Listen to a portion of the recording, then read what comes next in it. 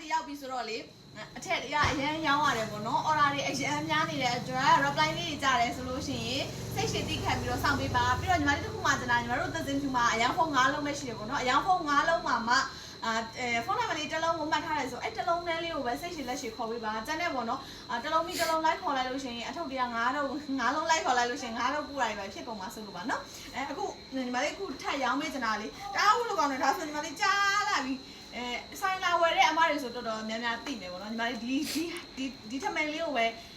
ခဏဝတ်ဘာလို့ဆိုချီသားလေးချီသား print လေးပေါ့နော်ချီသားလေးချီချစ်သားလေးဝတ်လို့တအားကောင်းတာအေးလေးပေါ့လေးပါလို့ပါမှန်းကိုမသိဘူးပြီးတော့လေ